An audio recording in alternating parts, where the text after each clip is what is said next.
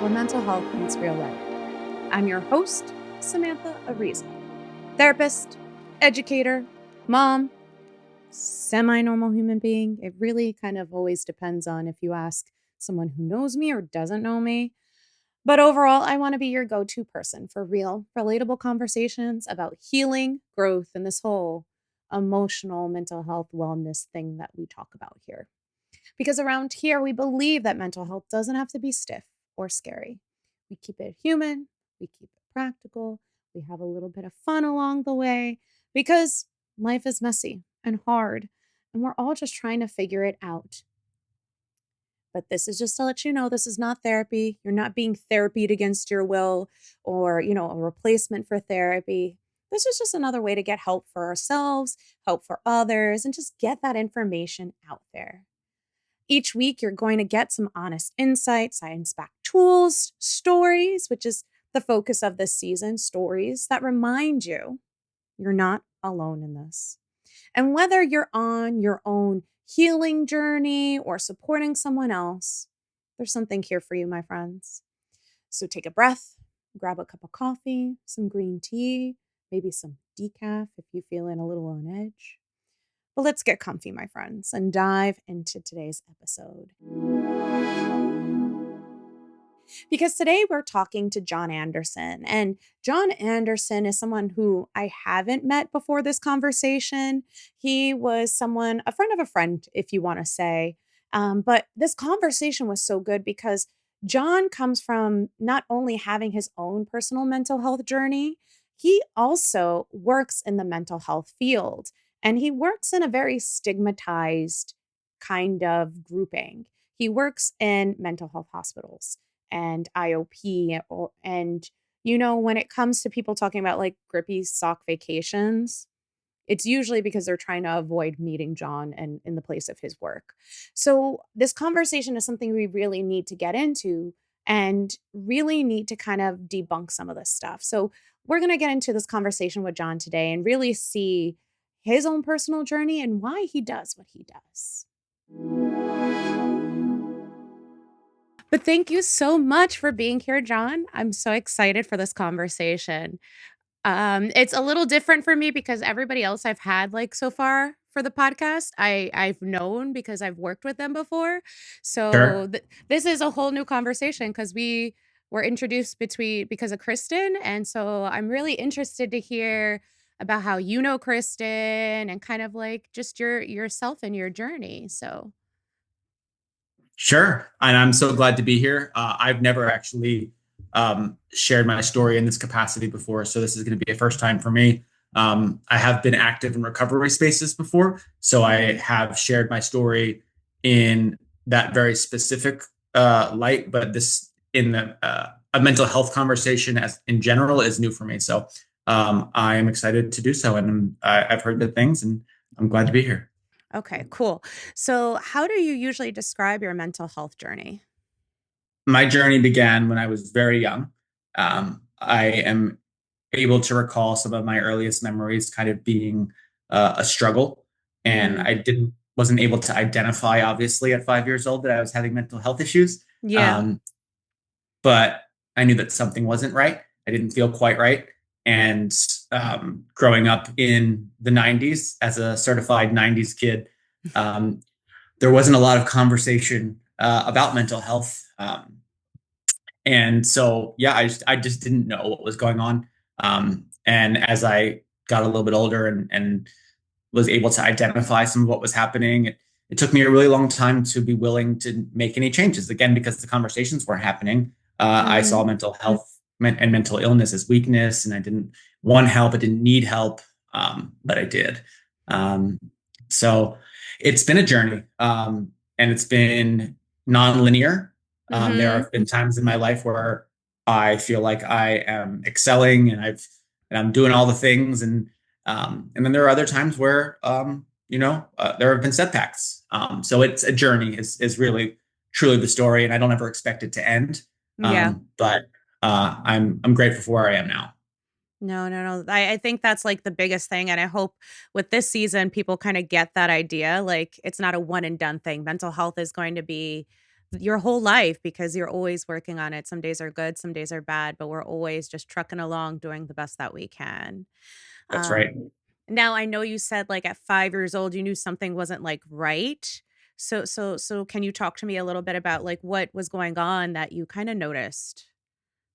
Well, uh, that one of those first core memories, I was 5, and I remember walking down the stairs to tell my parents that I was going to go walk to the train tracks and lay down on them. And Mhm. you know, for a 5-year-old, 5-year-olds will make threats. I'm going to run away. I'm going to do this. But I think the suicidal threat at that age Mhm. and the feeling that I remember feeling when I said that, I mean, the fact that I remember it at all, because I don't remember a lot about being 5, but that memory really stuck with me. And the feeling that went along with it, this feeling of not being good enough, of not belonging, of something being wrong persisted, and it shifted and changed over the years. But I knew that uh, I didn't feel right. I didn't feel good, and I didn't know how to fix it. So did you actually tell your parents or like you I did? did. I did. How did Oh, okay, how did they react to that? Cuz that's a big statement at 5. I wish I remember, or maybe I don't wish I remembered what had happened before and after. It's Mhm. really that specific piece of the memory that stuck with me. Um, I know that by the time I was 11 or 12, I was in therapy Mhm. briefly. So, they recognized that something wasn't quite right. Um, but I don't think they had the tools. I don't think society had the tools Yeah. at large. So I think it would be a very different story now if 5-year-old me walked to my parents and said that, because now they have different information that they didn't have then. Okay, so started off in therapy at like 5. How did things progress from there for you? Well, so it was therapy came a few years later. I was closer to 10. Okay.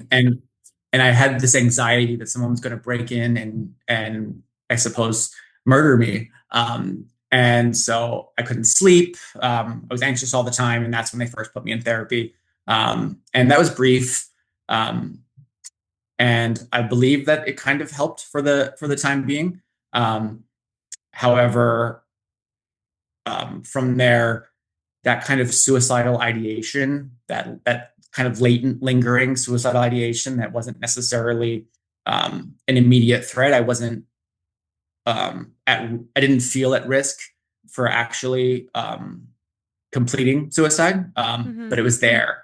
So wasn't really addressed much at all until I got a little bit older and into my teens and in my college years that things really started to go downhill.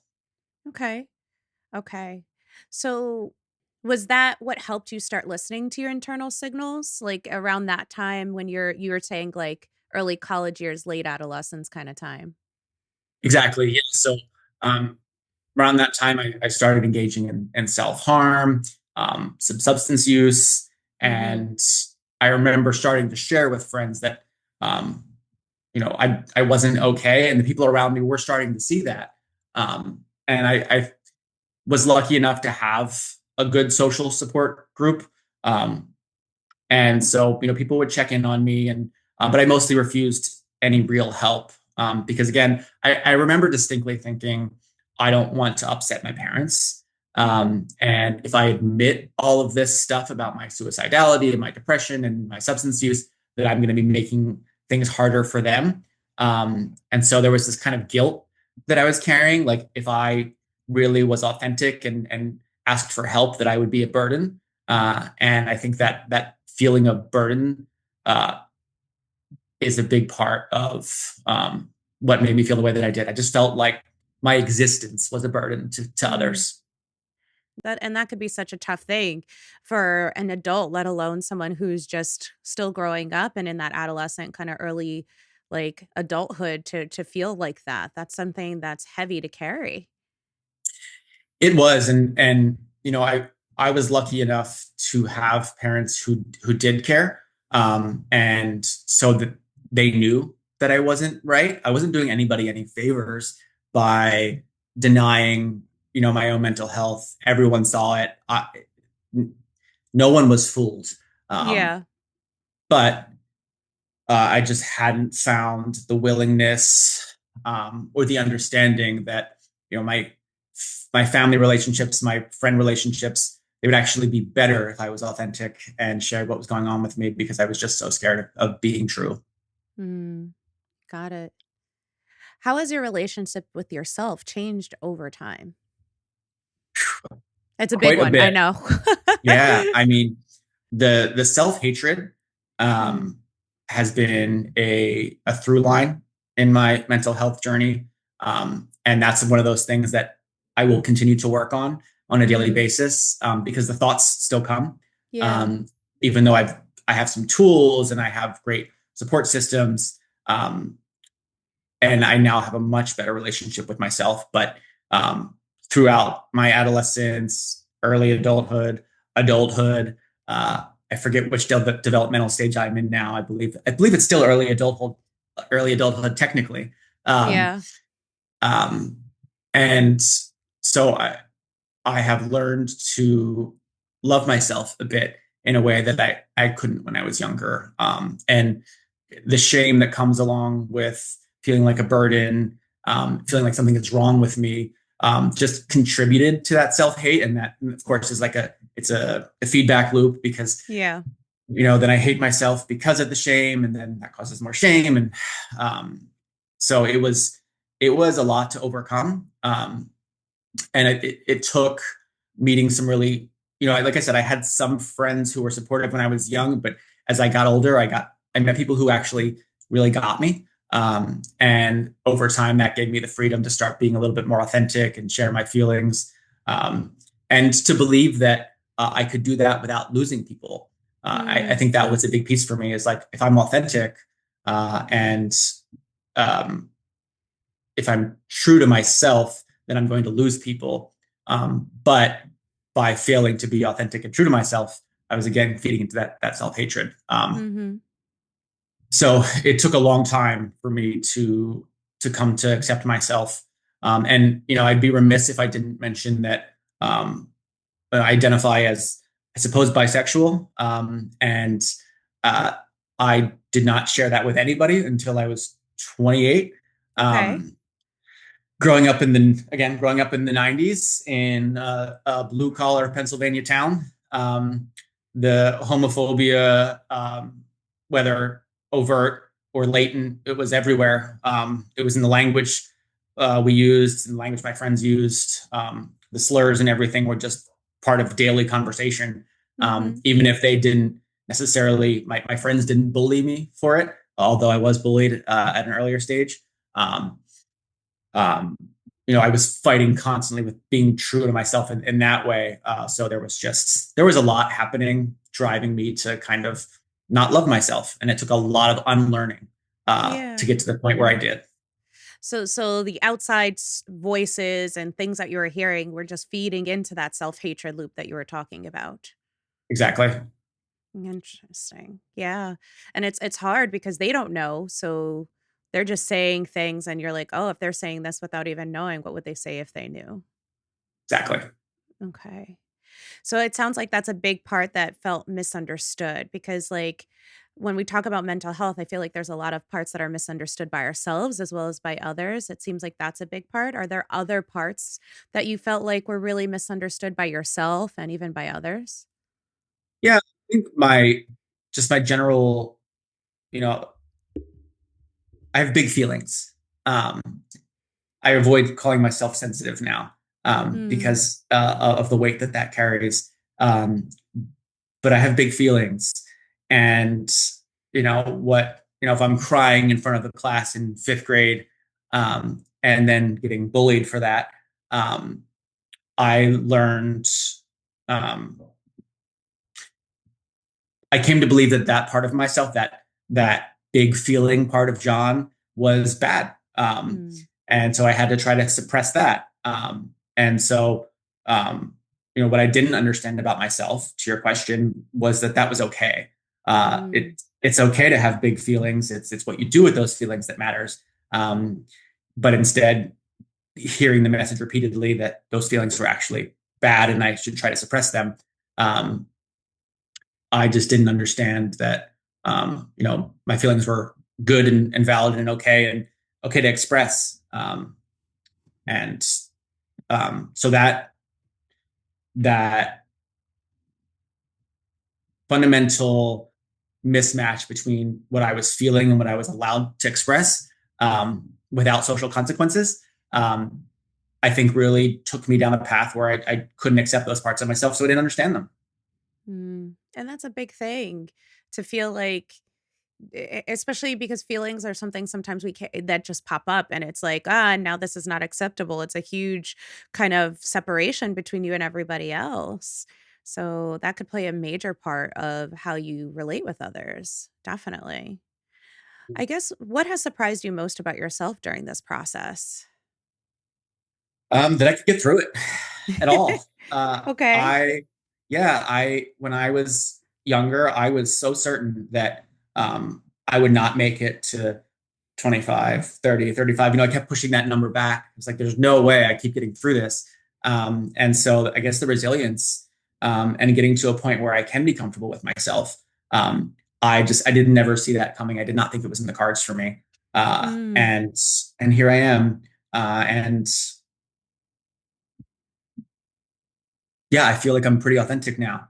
I don't dim my personality um, or my vibes because I think I'm supposed to be a certain kind of masculinity or that my feelings are bad and I have to hide them. I really have come into myself and it's allowed me to shine. And it has, I've always been like a people person. And I think that was a protective thing. If I could convince people to like me, then I would like me. It didn't work that way. Mhm. But it gave me some really great skills and like some really great relationships because I did learn how to be with other people and to accept them and to listen to them. I just had to learn to do the same, to be vulnerable and share those pieces of myself with others. Um, and so I'm very proud and grateful for where I am now, where I can be myself. Love that. I love that. You shouldn't have to dim yourself. Yes. I love it. So you said this is your first time kind of sharing in this kind of space, but what has led you to start kind of speaking more about your story and your mental health journey? Because of where I am in my life now, I'm very grateful for um, the work that I've done and to be in a position now where I have, a quote unquote good job and good relationships and a good marriage and, my life's on a good trajectory. And I work in mental health and Mhm. it feels kind of like a disservice. I work specifically in inpatient mental health. And um, as you know, stigma around mental health has decreased significantly over the last couple of decades, but stigma around inpatient lags behind. Um, Yes. people are many people are willing to talk about therapy and anxiety and depression. But in my experience, people rarely lead with, yeah, I was in inpatient behavioral health. And I think the stigma around that um, prevents people from getting better. And as somebody who's in a position now um, where I can say, hey, look, you can get through this. This is normal and you can get out on the other side. I feel like I kind of have a responsibility to start sharing that a bit more. Yeah. In the same way that I did when I was like active in recovery spaces, where it's, you're sharing your story for the next person. I believe that I have a responsibility to do that. And not that everybody does, but I personally feel like I'm capable and I'm willing. So I should. Inpatient does have such a stigma with it. Like, I know the biggest one you probably have heard, like having like a grippy sock vacation. Mhm. Yep. Yeah. And that's like Yep. everybody talks about that. And it's like, oh, I know the other one is like the idea of being too honest with your therapist. And then you, Uh-huh. and then you end up there. Like, what would you say to somebody who's kind of like using those kind of like terms or like, how do we break that stigma in your opinion? Whew. I know it's I another mean, heavy one. well, I think having these conversations where we um, demystify inpatients and show that people who are seen as productive citizens otherwise have been through some of those experiences and exposing that to people and showing them that this is normal. It's part of Mhm. health, just like every other part of your health. It's okay to go to the hospital for any reason, including Yes. your brain, which is the most complex organism that we've ever discovered in the universe. Yes. And it takes it takes some care sometimes to have a healthy brain. And to me, it's wild that the stigma around, the bootstraps idea that you should just be able to fix yourself. Again, with this most complex organism in the universe, I uh, know. we need help sometimes, and that's okay. Yeah. Yeah. No, I always think about it. Like I say this to my husband. There's three organs we don't play with: the brain, the heart, and the lungs. Like we kind of Uh-huh. really need those. And Yes, like, I mean, sometimes when I say that, I think like physical things with the brain, but this is mental health is the brain. And we need help with that. We go to the hospital, we go to the doctors when we need surgeries, when our legs are broken, but like half the time our mental health is broken and we're like just dragging along, like dragging that broken leg next to us. And we're like, we're fine. Everything's fine. And we're not. exactly. Exactly. And I think it takes having these conversations to show people that, hey, it's okay to not be okay. Mhm, mhm. Was there any hesitation or fear around sharing your story? Because I know, like you said, in recovery spaces, you kind of talk a lot, but like when it comes to sharing your story, is there any fear or any hesitation sometimes? What I mostly think about is the people in my life who, if I mention something here that I haven't mentioned to them, and they're like, why Mhm. did you never share this with me? And um, so I worry about that. If you listen to this, it was not intentional. I'm not keeping things from people. This is just an opportunity for me to be a little more authentic at a public level. But that certainly gave me pause. Was there anything that shifted for you once you realized that your story helped others? I think so, and I'm grateful for those recovery spaces that sort of gave me that voice initially to see what I often thought was a burden to other people. Sharing my struggles and being authentic. I was so wrong. It's not a burden at all. It's quite the opposite. It helps others. It normalizes things and it creates vulnerability and trust. And so I think I learned a lot from those recovery communities in how much power there is in sharing our stories. Um, and so I think that's when I really first started to realize. And not only did that help me be more willing to be vulnerable at a public level. But it taught me that those feelings that I had that I've always suppressed and I thought were bad um, were I don't like saying superpowers, but they they're beneficial Yeah. and they make me a stronger person. Exactly. They're all things we have, and I think like the biggest thing sometimes is like the empathy. I feel like we lose out on the empathy, and it's like unless we're talking, there is no empathy being like shown or grown or like practiced. We have to talk to have empathy practiced, and I don't think people do that enough. So, what has helped you regulate, cope, or reconnect when things feel super heavy? Well, I am in uh, Mhm. weekly and I've been in therapy for, I mean, obviously on and on throughout my life, but consistently for the last, I want to say 7 years. Um, Mhm. and so that has been incredibly helpful for helping me identify patterns that sort of create these feedback loops, these voices that tell me I'm not good, that I hate myself, and those sorts of things, and learning how to hear those things and validate them, and then kind of set them aside and say, hey, that's a story you're telling yourself. But if I don't say it out loud and I don't have someone else to kind of be um, that sounding board to point out, hey, that's that same pattern of thinking we already talked about. And I'm like, oh, it's back.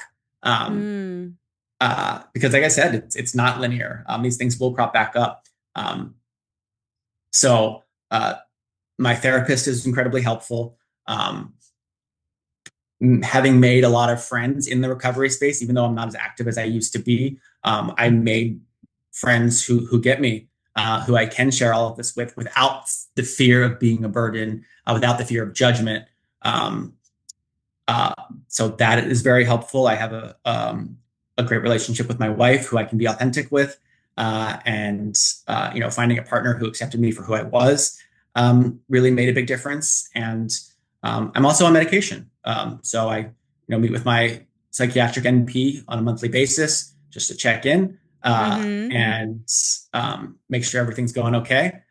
New things pop up. When I addressed a lot of the symptoms that went along with the depression and anxiety, and other diagnoses that have come in and out, um, uh, I was able to kind of drill down and be like, okay, well, maybe now we can address the ADHD since you don't want to die all the time. Um, Mm-hmm. and so, that's one of the things we're currently working on.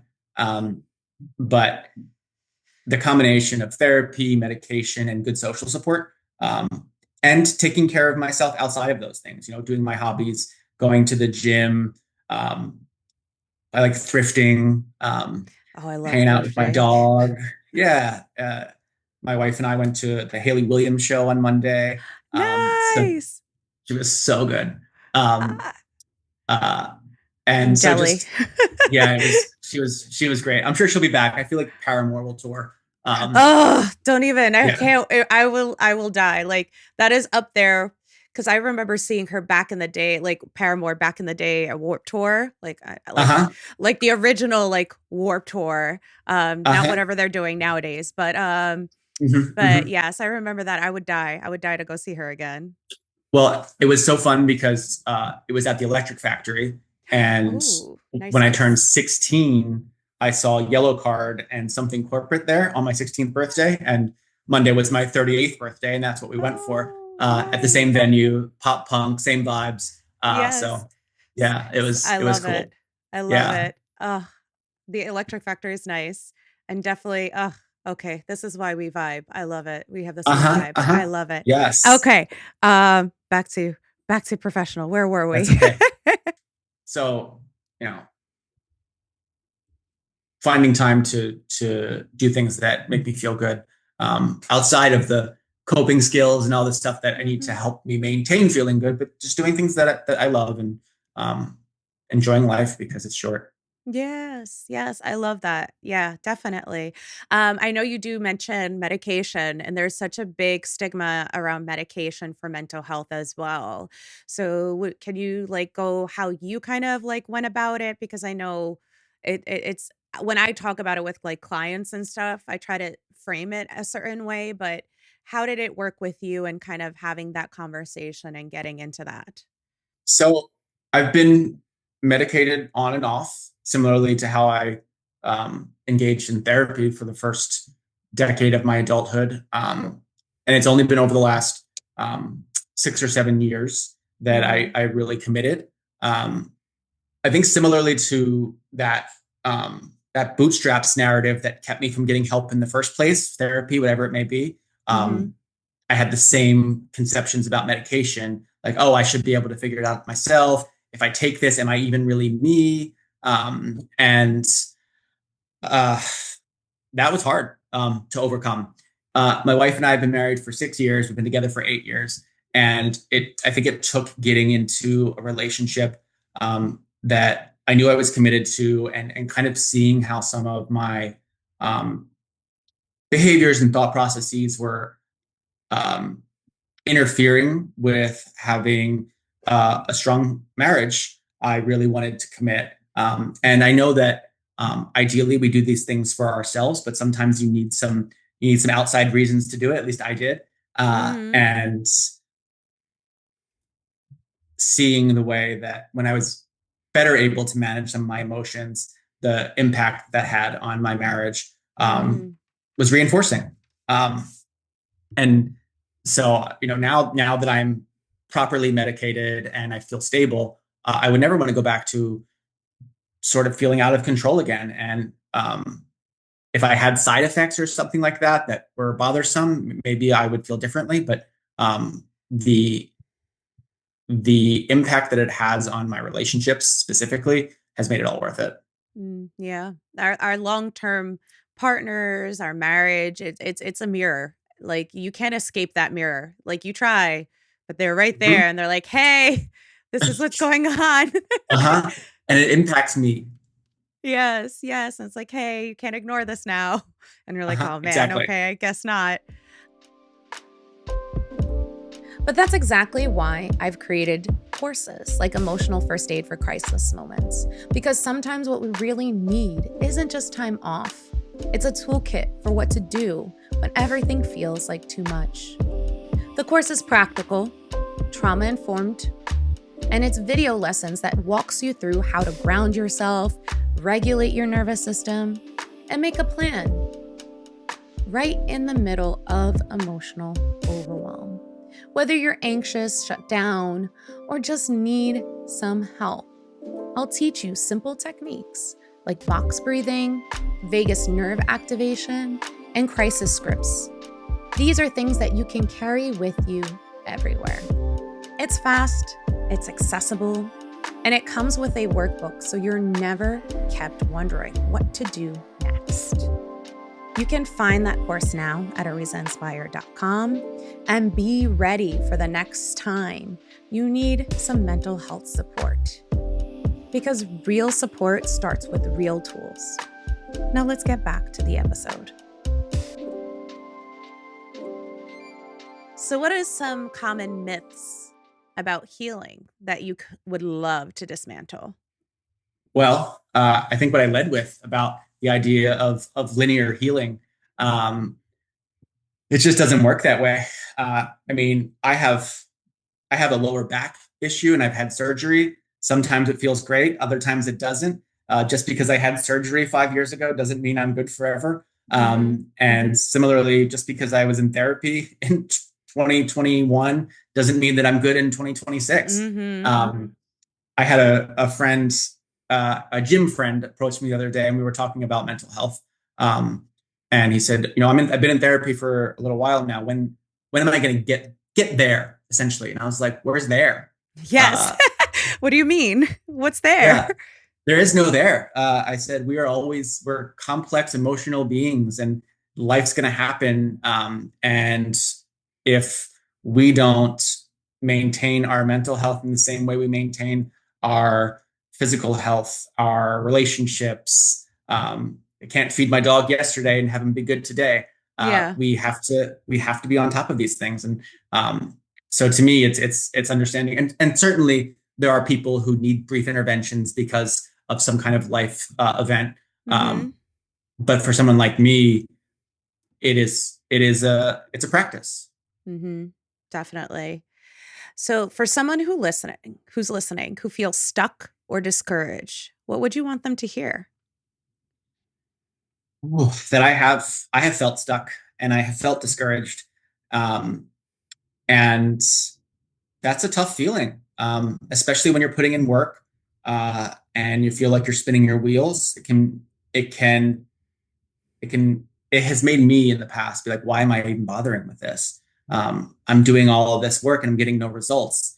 And I had to sit with that feeling and push through it.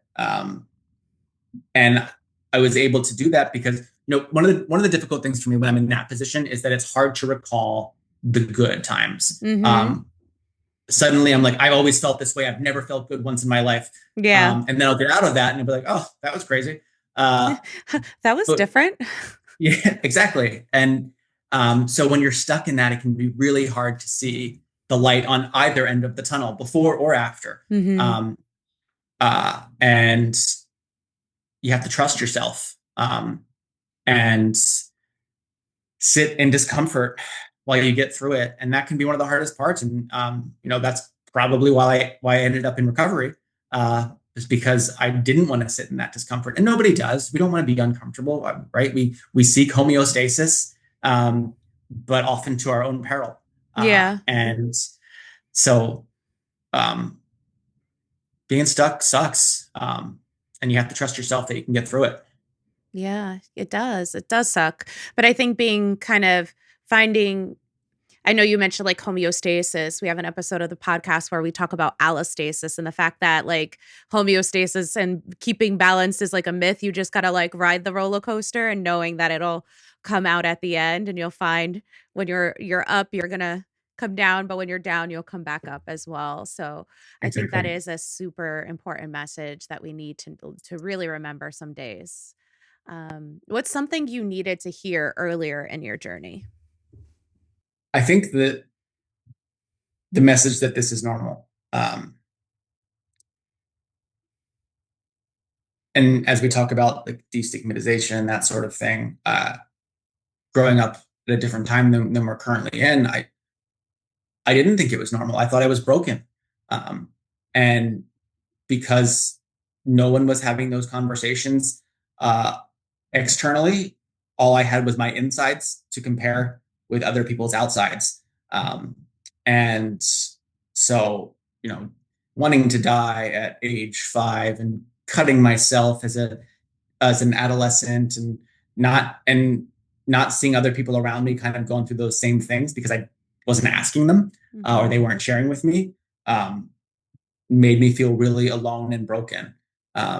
So I mean, the kids right now, I'll start with, they have it tough. I am not going to say that they have an easy time right now. But one benefit that they have is that these conversations are happening. And so I wish that I had sort of mental health landscape that we have now when I was young, to know that what I was going through was totally normal and okay. Yeah. Yeah. Yeah. I mean, like, definitely landscape has changed over time, but the fact, yeah, there's so much, as much as there's access to not so great things, there's also access to these kind of conversations, Exactly. things are getting out there. I love that.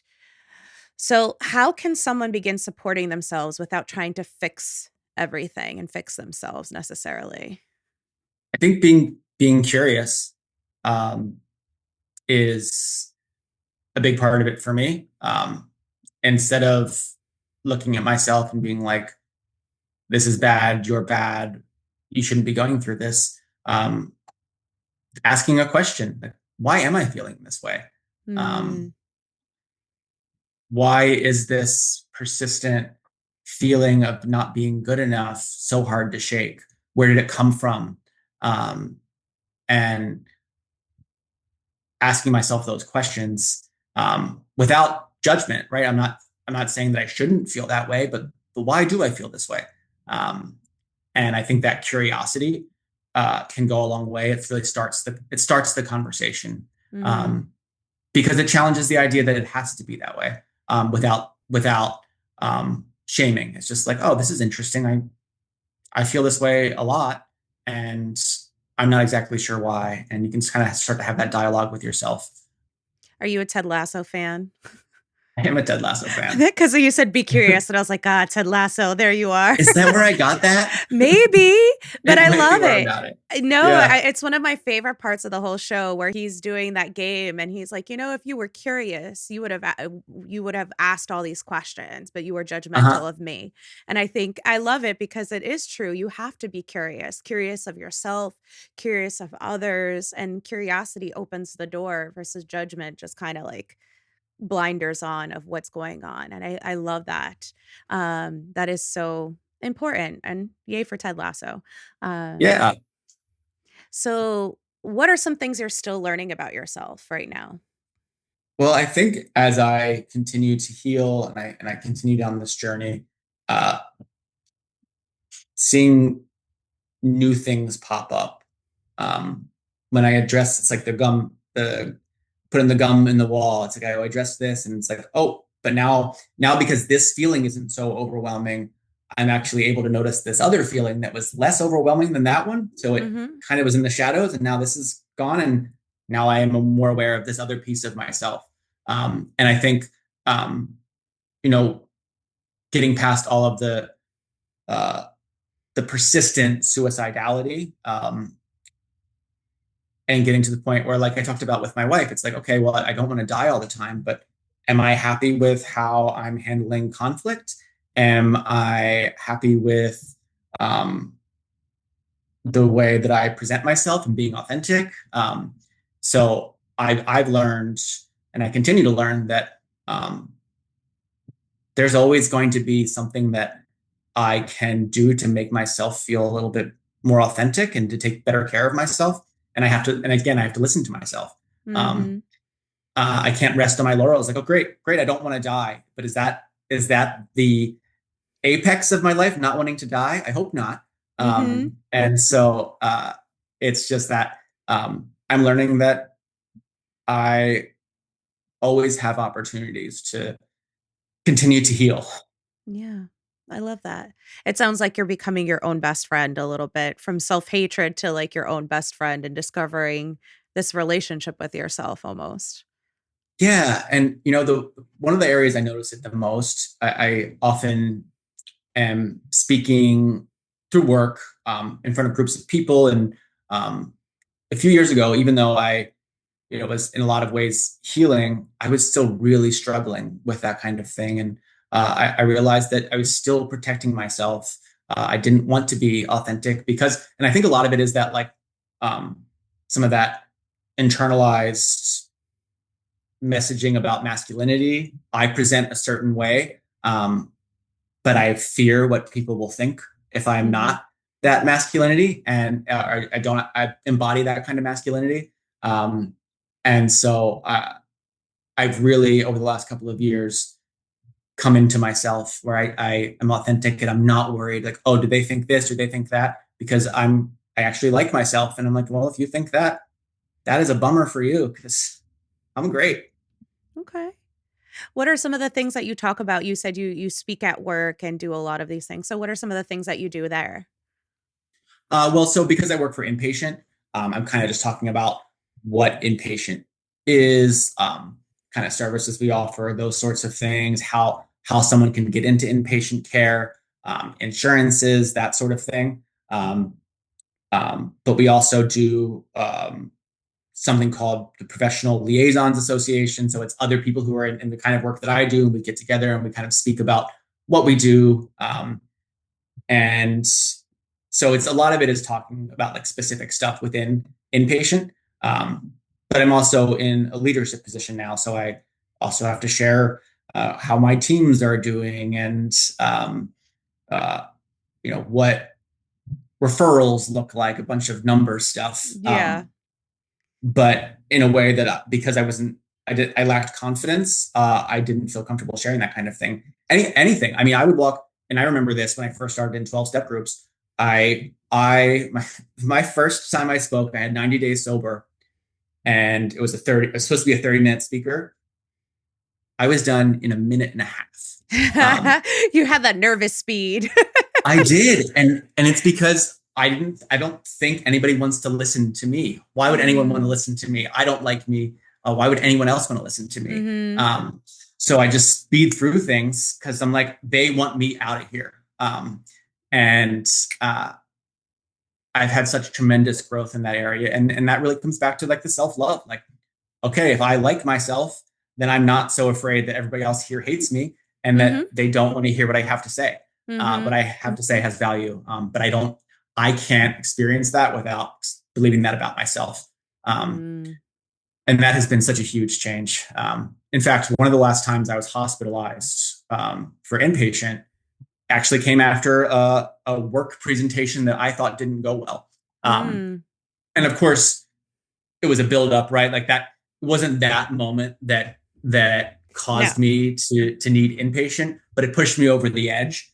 Um, and I learned so much from that in retrospect, to be able to look back and be like, wow, I was so scared of what everybody else thought of me, that I had a breakdown. And I can't give other people that power. Um, Yeah. that has to come from within me. And Yeah. it was really valuable. Yeah. It's like I always talk about like a crisis moment is it's not the I call it like the soda bottle. Like it's everything, the shaking before you twist the cap that usually leads to the explosion. The twisting of the cap is that one moment, but it's everything that led up to the twisting of the cap that really was more important, that really kind of like sealed the deal for you. And it sounds like that presentation was the twisting of the cap, but there was a lot of shaking before you got there. Exactly. My therapist wasn't surprised when I called and I said, I need to go to inpatient. She wasn't Mhm. like, oh my God, this is out of nowhere. She's like, okay, yeah, well, Yeah. we've been heading this direction. Yeah.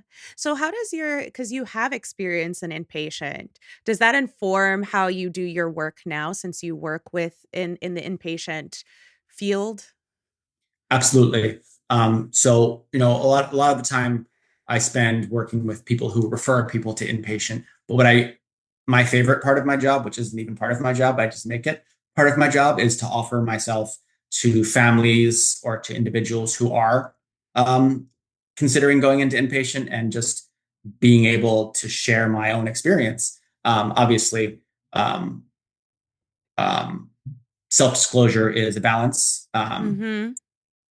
But for somebody who's considering it, to be able to say, "Hey, I I've been there, and this is what it can look like on the other side," um, but you got to take care of yourself to get there. Um, so it absolutely informs what I do. I often will, if I see a family in the waiting room, I will just go sit down and be like, "I'm the director of business development," and they're like, "Why would I need to talk to a business guy?" Yeah. But then I sit down and I ask them how they're doing, and especially with the families, like, how are you taking care of yourself through this difficult time? And it goes such a long way. I mean, you can see people soften as they have a conversation with somebody who gets it. So it absolutely informs the work that I do. Oh, I love that. No, I feel like in those times of need, you need somebody to kind of bridge that gap for you because you're going through so much. So it's awesome that you have that opportunity to be able to kind of like speak into to people to really kind of help them know that, hey, it is tough, but I've been there and there's hope. I have like a shirt called it says hope dealer. And I'm like, I think we need a lot people to that are gonna Yes. deal in hope on a daily Yes. basis. I think it's awesome. I think that's awesome. Okay. So we talk about boundaries a lot. Boundaries are super important with mental health. Is there a boundary that you've been proud that you've had to set for yourself? As I mentioned, I have a lot of really great friends and support systems now who get me, who I can be authentic with. And that's where I choose to put my energy. Mhm. Those are the relationships that I nurture. Mhm. Um, and it took me a long time to realize that trying to water the flowers of relationships that didn't serve me in that way um, was not only a waste of time, it was hurting me because I Mm. was getting my hope up. I think, if I just do this, and if I'm authentic now, like I figured all these things out about myself, if I'm just authentic in these relationships, they're going to flower the way that I want. Um, and sometimes that's not how it is. And so I've been able to sort of set boundaries for myself to say, like, hey, that's not where you need to put your time. Mhm. And I can still value the relationships that I had when I was younger, and still value the love that I have with everybody, but um, it doesn't. I'm very proud of the way that I've decided to prioritize my relationships. No, that's super important. I love that. Boundaries are super important. It's about protecting our energy, our peace. And it doesn't mean that you can't have those conversations with or like still have those relationships. It's just a different energy that you bring to them. Like I think we're in such a culture where it's like I'm cutting you off. And it's like, no, I don't have to cut you off, but I'm just not going to invest as much because I know I'm not going to get a return. And that's okay, like that's just where we are and that's fine. And I love that because I think boundaries are important, and knowing where our time deserves to be served is super important. I love that. So And it I Ooh, continue, go. may I No. I I love what you said about because people have the right to choose how they're going to navigate those relationships. For me, I I never want to cut off an old relationship just because it's not perfect. Um, and I do think that there's sometimes a quickness to be like cutting you off. Um, and I don't know that that would serve me. I still see a lot of value in those old relationships. They're just not what they used to be. And I can Mhm. accept them for what they are without being like, I'm casting this out of my life forever. Mhm. Yeah. So I love that you said that. No, I love it. I think it's like I said, there's a quickness to it lately. It's like, nope, bye. And I'm like, wait, what? Like, what's the old saying? You throw the baby out with the bathwater. Like, we don't Uh do huh. that. We're just we Yeah. yeah, we can I keep it the baby. we can keep the baby. I I have I have a lot of feelings about that. I think that um uh part of I think sometimes a phenomenon will go too far and the idea that nobody owes you anything. We don't owe each other anything. It's all about me. Came from a good place, which is like truly you get to take care of yourself and you don't need to put others' needs before you 100%. And um, not every situation that isn't perfect needs to be thrown in the trash. So, yeah. Exactly. Yes, exactly.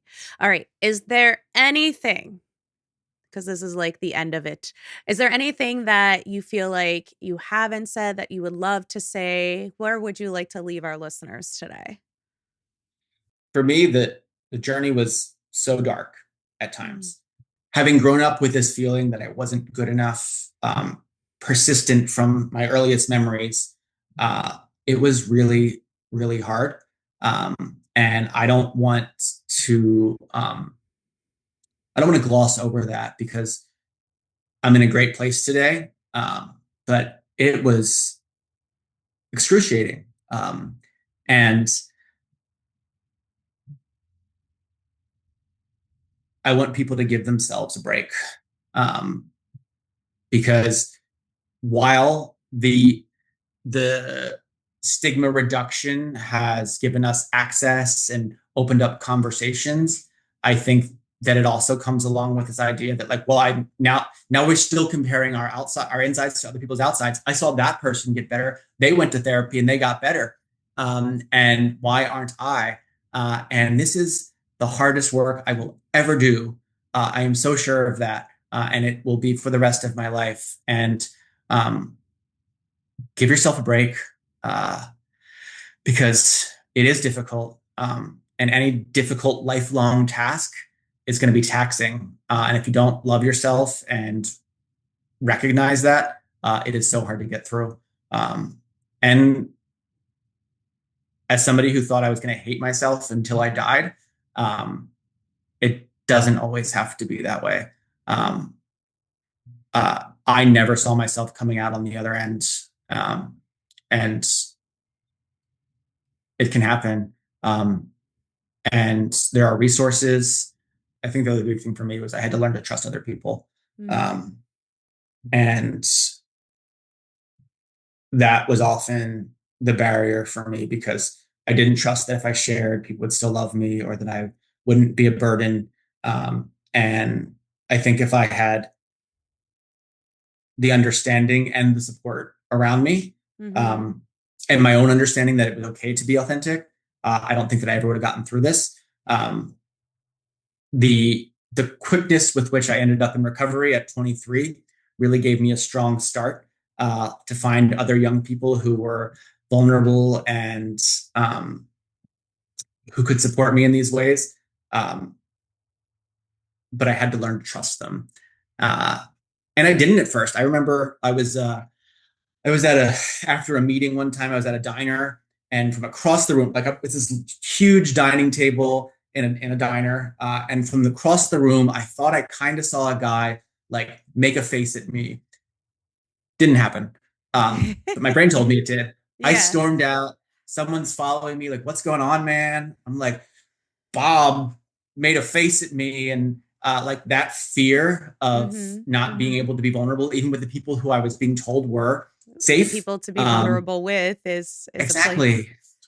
Yeah. And I really had to just put some faith that I could trust people. And if I hadn't done that, I don't think I'd be where I am. Yeah.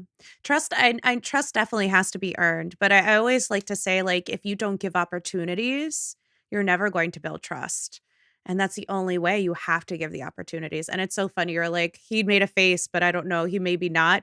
I always laugh because I tell like clients, I was like, well, what if he had gas? What if the face had Yeah. what if his stomach was hurting and he's like, crap, I have to go crap or something. I like, there's so many other reasons for somebody to make a face that have nothing to do with us.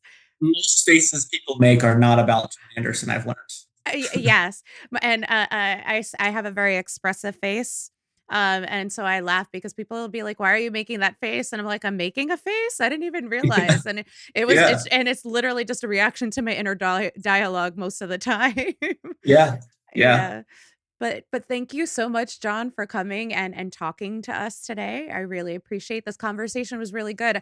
I love the input about like medication and talking about inpatient because like you said, it's all about breaking the stigma. And so I really appreciate you having these conversations and being authentically you the whole entire time.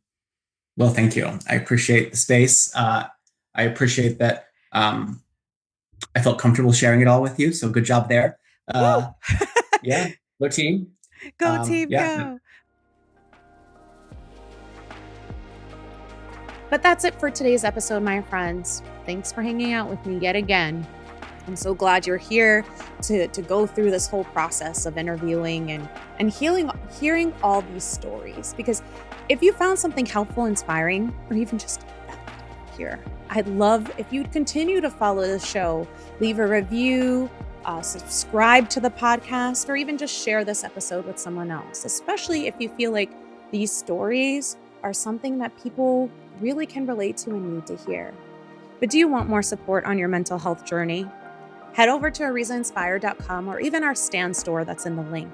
You'll find free resources, self-paced courses, and even some other workbooks and other handout resources that you can use to help heal, grow, and show up for yourself in the way that you need to, my friends. But don't forget, we also have Instagram, TikTok, Facebook at Ariza Inspire, because that's where we keep this conversation going, where I share mental health tips, and sometimes I post a little too honestly if I'm going to be real with you. But I'm going to let you know when new episodes are coming, when new things are popping up, especially if you're waiting for me to come out with shrink notes. I'm working on it, my friends. But at the end of the day, I want you to take care of yourself. This is like me momming you right now. But I'll catch you next time.